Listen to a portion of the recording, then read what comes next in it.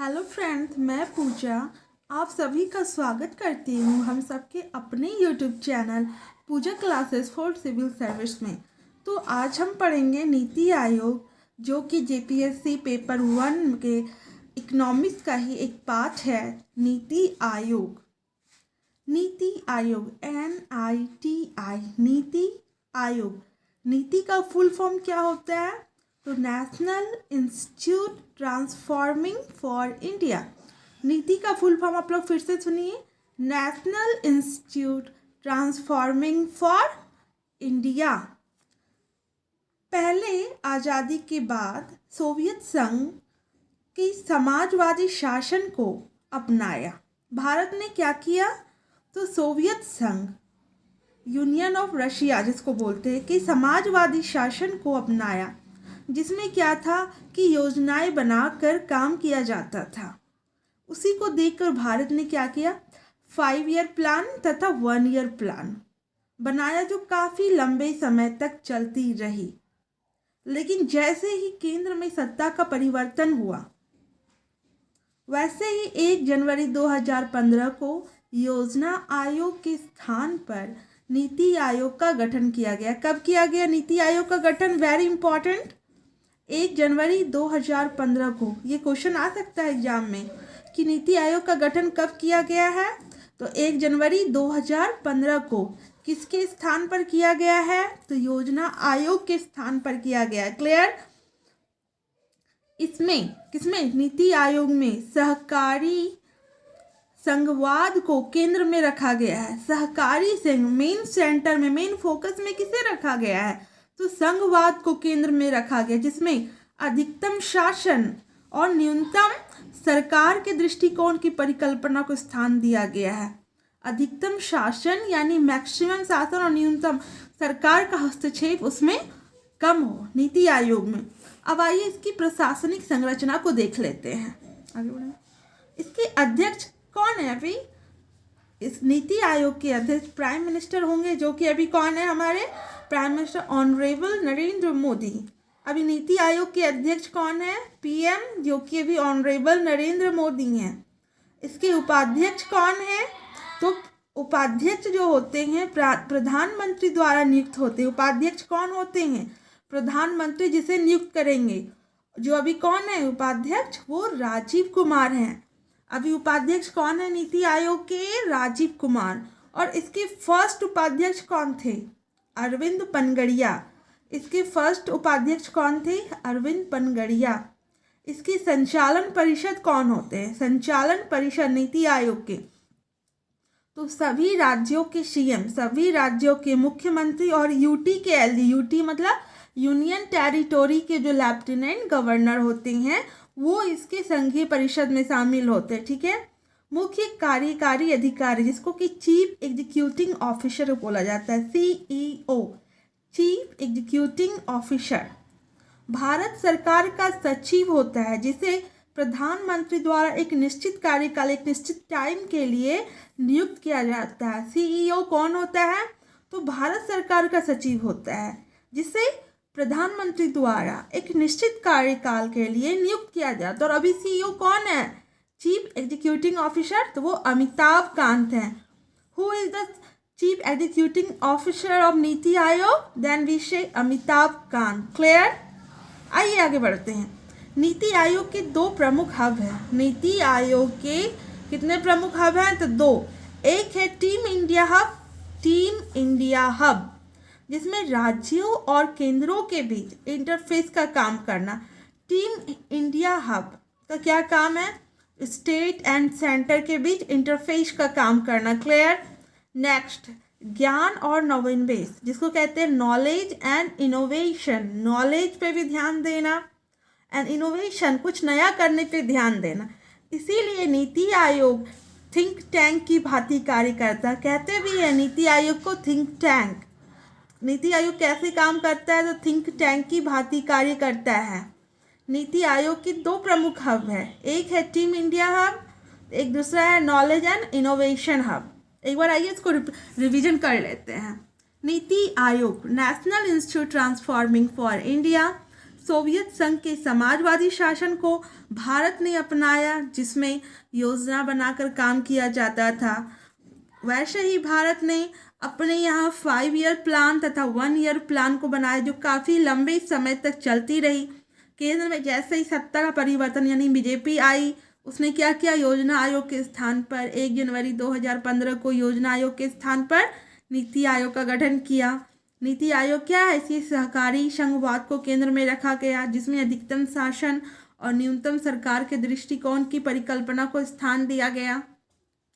नीति आयोग की प्रशासनिक संरचना को देख ले, जिसके अध्यक्ष कौन होते हैं, प्रधानमंत्री। उपाध्यक्ष कौन होते हैं, तो प्रधानमंत्री द्वारा नियुक्त होते हैं, जो अभी राजीव कुमार हैं। जिसके फर्स्ट उपाध्यक्ष कौन थे, अरविंद पनगड़िया।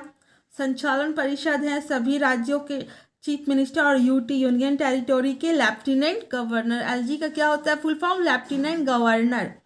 सीईओ कौन है अभी, तो अमिताभ कांत है, जो भारत सरकार के सचिव होते हैं, जिसे प्रधानमंत्री द्वारा निश्चित कार्यकाल के लिए नियुक्त किया जाता है। नीति आयोग के 2 प्रमुख हब हैं, एक है टीम इंडिया हब, दूसरा है ज्ञान और नवीन knowledge and innovation.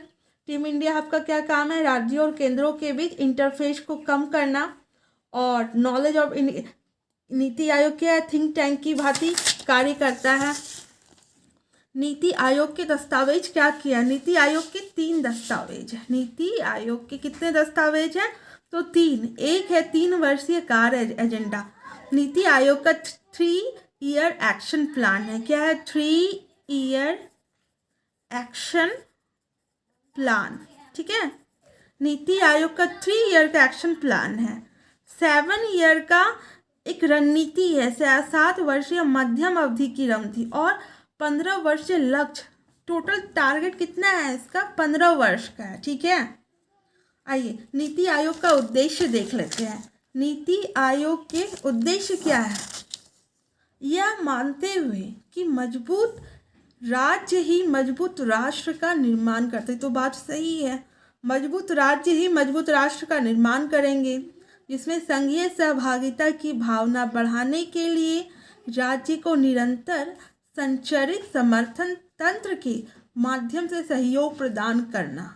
NITI Aayog क्या उद्देश्य क्या है, यह मानते हुए कि मजबूत राज्य ही मजबूत राष्ट्र का निर्माण करते हैं, जिसमें संघीय सहभागिता की भावना बढ़ाने के लिए राज्यों को निरंतर संचारित समर्थन तंत्र के माध्यम से सहयोग प्रदान करना होगा।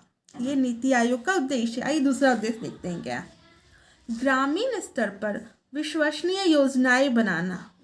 ग्रामीण स्तर पर, क्योंकि आजकल जो भी योजनाएं बनती है वो ग्रामीण स्तर तक पहुंच ही नहीं पाती है, और जब तक गांव का विकास नहीं होगा तो पूरे भारत का विकास कैसे होगा। इसीलिए ग्रामीण स्तर पर विश्वसनीय योजनाएं बनाने के लिए तंत्र विकसित करना और सरकार के उच्च स्तरों तक इसे उत्तरोत्तर विकसित करना। मतलब ये सरकार के उच्च स्तर तक जाना और लगातार, उत्तरोत्तर का मतलब क्या हो गया, लगातार करते रहना। आइए नेक्स्ट देखते हैं, राष्ट्रीय सुरक्षा के हित में, राष्ट्रीय सुरक्षा के हित में आर्थिक रणनीति और नीतियां शामिल की गई है। अगर राष्ट्रीय सुरक्षा के हित में देखा जाए तो इकोनॉमिकल भी जरूरी है, नीतियों को शामिल की गई। क्लियर, आगे बढ़ते हैं। समाज के उन वर्गों पर विशेष ध्यान देना जो आर्थिक प्रगति से पर्याप्त रूप से लाभान्वित नहीं है। अभी भी झारखंड हो या बहुत से ऐसे राज्य हैं जहाँ पे बहुत से पिछड़े तबके के शेड्यूल ट्राइब कास्ट है, जिसको कि विकास के पूरा लाभ उन्हें नहीं मिल पा रहा है। अगर सरकार की योजना पहुंच भी जा रही है तो ऑफिसर लोग उनके तक नहीं पहुंच रहे, सब अपने में आपस में मिल बांट के खा लेते हैं। तो वही नीति आयोग का काम है कि समाज के उन वर्गों पर विशेष ध्यान देना जो आर्थिक रूप से, जाति आधारित नहीं कहा जा रहा है यहाँ पे, जो आर्थिक प्रगति से यानी पैसे से पर्याप्त रूप से लाभान्वित नहीं हैं। आइए नेक्स्ट देखते हैं। प्रमुख हितधारकों जैसे कि राष्ट्रीय और अंतर्राष्ट्रीय थिंक टैंक, जैसे कि शैक्षिक और नीति अनुसंधान संस्थान के बीच भागीदारी को प्रोत्साहित करना। प्रमुख हितधारक जो कौन है हमारे हितधारक, तो नेशनल और इंटरनेशनल थिंक टैंक जैसे कौन है, शैक्षिक एजुकेशन तो है ही, और दूसरा क्या है, नीति, अनुसंधान संस्थान के बीच भागीदारी को प्रोत्साहित करना। आइए इसको एक बार रिवीजन कर लेते हैं। नीति आयोग के दस्तावेज क्या क्या है? 3 दस्तावेज हैं। एक है 3 ईयर एक्शन प्लान, दूसरा है 7 ईयर का एक्शन प्लान, दूसरा है 15 ईयर का दस्तावेज, लक्ष्य दस्तावेज। नीति आयोग का उद्देश्य क्या है? तो यह मानते हुए कि मजबूत राज्य ही मजबूत राष्ट्र का निर्माण करते हैं, संघीय सहभागिता की भावना बढ़ाने के लिए राज्यों को निरंतर संचारित समर्थन तंत्र के माध्यम से सहयोग प्रदान करना, ग्रामीण स्तर पर विश्वसनीय योजनाएं बनाने के लिए तंत्र विकसित करना और सरकार के उच्च स्तरों तक इसे उत्तरोत्तर मतलब लगातार विकसित करना। राष्ट्रीय सुरक्षा के हित में आर्थिक रणनीति और नीतियां शामिल की गई है। समाज के उन वर्गों पर विशेष ध्यान देना जो आर्थिक प्रगति से पर्याप्त रूप से लाभान्वित नहीं है। प्रमुख हितधारकों, राष्ट्रीय और अंतर्राष्ट्रीय थिंक टैंक जैसे कि शैक्षिक और नीति अनुसंधान संस्थान के बीच भागीदारी को प्रोत्साहित करना। अगर दोस्तों आपको ये वीडियो अच्छा लग रहा है तो प्लीज़ लाइक करें, सब्सक्राइब करें और अपने दोस्तों को शेयर करना ना भूलें। आइए इसका नेक्स्ट उद्देश्य देखते हैं। राष्ट्रीय और अंतर्राष्ट्रीय विशेषज्ञ, चिकित्सक तथा अन्य भागीदारों के सहयोग से ज्ञान, नवाचार और उद्यमशीलता यानी इंडस्ट्रियलाइजेशन की सहायता प्रणाली बनाना, कि कैसे हम इंडस्ट्री को डेवलप करें सबके हेल्प से। विकास एजेंडा के कार्यान्वयन एग्जीक्यूशन में तेजी लाने के लिए क्या करें? अंतर क्षेत्रीय जो कि क्षेत्र के अंदर है और अंतर विभागीय विभाग मुद्दों के समाधान हेतु एक मंच प्रदान करना। आइए नीति आयोग और योजना आयोग में प्रमुख अंतर देख लेते हैं क्या है। तो नीति आयोग और योजना आयोग में प्रमुख डिफरेंसेस क्या है? नीति आयोग क्या है? तो ये एक सलाहकार थिंक टैंक के रूप में कार्य करती है। नीति आयोग सलाहकार एक थिंक टैंक के रूप में कार्य करती है। योजना आयोग क्या है? तो ये एक संवैधानिक निकाय के रूप में कार्य करती है, जबकि इसे ऐसा दर्जा नहीं मिला था, फिर भी ये संवैधानिक निकाय के रूप में कार्य करती है। यह सदस्यों की व्यापक विशेषज्ञता पर बल देती है। नीति आयोग सदस्यों के व्यापक मतलब कि सभी सदस्य की व्यापक विशेषज्ञता मतलब कितने दक्ष है वो, कितने ज़्यादा हमारे समाज में हेल्पफुल है, इस पे नीति आयोग बल देती है। और योजना आयोग का काम क्या है? तो सीमित विशेषज्ञता, बहुत कम लोगों के को लो, उसके ज्ञान को लो और उसी पर निर्भर रहो, जबकि नीति आयोग में ऐसा नहीं है। यह संघ सहकारी संघवाद की भावना पर कार्य करती है, यानी सबको मिलाकर कार्य करती है, क्योंकि यह राज्यों की समान भागीदारी सुनिश्चित करती है, सभी राज्यों की इक्वल पार्टिसिपेंट हो। और इसमें क्या है योजना आयोग में कि वार्षिक योजना बैठकों में राज्यों की भागीदारी बहुत कम रहती थी। वर्ष में होगी बैठक तो ऑब्वियसली कम तो रहेगी ही। ये क्या है? बॉटम अप अप्रोच पर काम करती है, बॉटम अप नीचे से ऊपर तक। और ये योजना आयोग क्या करती है? टॉप डाउन ऊपर से नीचे के अप्रोच पर कार्य करती है। आइए इसको एक बार रिवीजन कर लें। राष्ट्रीय और अंतर्राष्ट्रीय विशेषज्ञों, चिकित्सकों तथा अन्य भागीदारों के सहयोग से ज्ञान, नवाचार और उद्यमशीलता की सहायता प्रणाली बनाना, विकास एजेंडों के कार्यान्वयन में तेजी लाने के लिए अंतर क्षेत्रीय और अंतर विभागीय मुद्दों के समाधान हेतु एक मंच प्रदान करना। नीति आयोग और योजना आयोग में प्रमुख अंतर क्या है?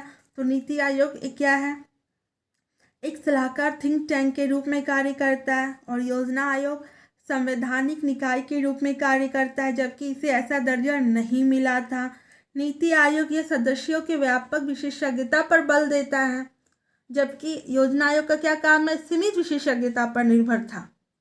नीति आयोग क्या है? यह सहकारी संघवाद की भावना पर कार्य करता है, क्योंकि यह राज्यों की समान भागीदारी सुनिश्चित करता है। और योजना आयोग क्या करता है? बस वार्षिक योजना बैठकों में राज्यों की भागीदारी बहुत कम रहती थी, ये क्या है, बॉटम अप अप्रोच पर कार्य करता है और ये टॉप डाउन अप्रोच पर कार्य करता है। नीति आयोग, इसे नीतियाँ लागू करने का अधिकार नहीं है। नीति आयोग को कोई भी पॉलिसी इम्प्लीमेंट करने की अथॉरिटी नहीं है। यह राज्यों के लिए नीतियाँ बनाता था। योजना आयोग राज्यों के लिए नीतियाँ बनाता था और स्वीकृत परियोजना के लिए धन आवंटित करता था। योजना आयोग का क्या काम था? तो यह राज्यों के लिए नीतियाँ बनाता था और स्वीकृत परियोजना के लिए धन आवंटित करता था। इसे नीति आयोग को क्या है, धन आवंटित करने की शक्ति। ये बहुत अच्छा है। जहाँ पे धन आवंटित हो के समझ लीजिए वो करप्ट हो गया, बट इसे नीति आयोग को धन आवंटित करने का शक्तियाँ नहीं है जो वित्त मंत्री में निहित है। इसे मंत्रालयों और राज्य सरकारों को धन आवंटित करने की शक्तियाँ प्राप्त थी। योजना आयोग को धन आवंटित करने की शक्तियाँ प्राप्त थी। नीति आयोग जो है परंपरागत नौकरशाही के स्थान पर विशेषज्ञता और प्रदर्शन के आधार पर जिम्मेदारी तय करता है। अगर जहाँ पे ये चीज़ फॉलो हो कि नौकरशाही के स्थान पर विशेषज्ञता को और प्रदर्शन, कैसा आपका प्रदर्शन हो रहा है, उसी के आधार पर अगर जिम्मेदारियाँ तय किया जाए, करने मिला जाए, तो ऑब्वियसली प्रोग्रेस तो होगा ही। मुझे लगता है कि नीति आयोग हमारे लिए बहुत ही हेल्पफुल होगा। नीति आयोग की समय के साथ परिवर्तन, टाइम के साथ चेंजिंग बहुत ज़रूरी है, तभी प्रोग्रेशन हो सकता है। वही है, नीति आयोग समय के साथ परिवर्तन के एक एजेंट के रूप में उभर सकता है। किसके रूप में? एक एजेंट के रूप में, और सार्वजनिक सेवाओं की बेहतर डिलीवरी करने तथा उसमें सुधार के एजेंडे में योगदान दे सकता है। क्लियर दोस्तों? आई होप कि आपको ये वीडियो अच्छा लग रहा होगा। प्लीज़ लाइक करें, शेयर करें, सब्सक्राइब करें। आइए आगे बढ़ते हैं। नीति आयोग में देश में कुशल, पारदर्शी, नवीन और जवाबदेही शासन प्रणाली का प्रतिनिधि बनाने की क्षमता है। इससे हमें यही समझ में आता है कि योजना आयोग की तुलना में नीति आयोग को अधिक विश्वसनीय बनाने में इसे बजटीय प्रावधानों में स्वतंत्रता होनी चाहिए। सही बात है। अगर देखिए, नीति आयोग को अधिक अगर विश्वसनीय बनाना है तो बजट में भी प्रावधानों में स्वतंत्रता देंगी, तभी तो। यह योजना तथा गैर योजना के रूप में नहीं, बल्कि राजस्व और पूंजीगत के रूप में भी देना होगा। आइए एक बार इसे रिवीजन कर लेते हैं। नीति आयोग को नीतियाँ लागू करने का अधिकार नहीं है, जबकि योजना आयोग को राज्यों के लिए नीतियाँ बनाना था और स्वीकृत परियोजनाओं के लिए धन आवंटित करना था। इसे नीति आयोग को धन आवंटित करने की शक्तियाँ नहीं है जो वित्त मंत्री में निहित है। और इसमें क्या है, मंत्रालयों को राज्य सरकारों को धन आवंटित करने का शक्तियाँ प्राप्त थी। नीति आयोग परंपरागत नौकरशाही के स्थान पर विशेषज्ञता और प्रदर्शन के आधार पर जिम्मेदारियां तय करना।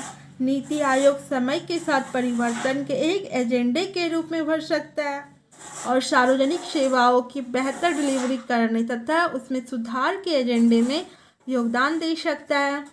नीति आयोग में देश में कुशल, पारदर्शी, नवीन और जवाबदेही शासन प्रणाली का प्रतिनिधि बनाने की क्षमता है। योजना आयोग की तुलना में नीति आयोग को अधिक विश्वसनीय योजना बनाने में इसे बजटीय प्रावधान में स्वतंत्रता होनी चाहिए। यह योजना तथा गैर योजना के रूप में नहीं, बल्कि राजस्व और पूंजीगत व्यय की स्वतंत्रता के रूप में भी होनी चाहिए। इस पूंजीगत व्यय की वृद्धि से अर्थव्यवस्था में क्या होगा, सभी स्तरों पर बुनियादी ढांचे का घाटा दूर हो सकता है। ये तो क्लियर है ना। तो नीति आयोग यहीं पे समाप्त हुआ, लेकिन अभी भारत सरकार ने नीति आयोग के तहत नव भारत ऐसे कुछ एक स्कीम लॉन्च किया @75 नव भारत। तो वो मैं उस पर भी जल्दी वीडियो बनाऊंगी। तब तक मैं इस वीडियो को यहीं समाप्त करती हूँ। प्लीज़ लाइक करें, शेयर करें, सब्सक्राइब करें। Take care, tata, bye bye.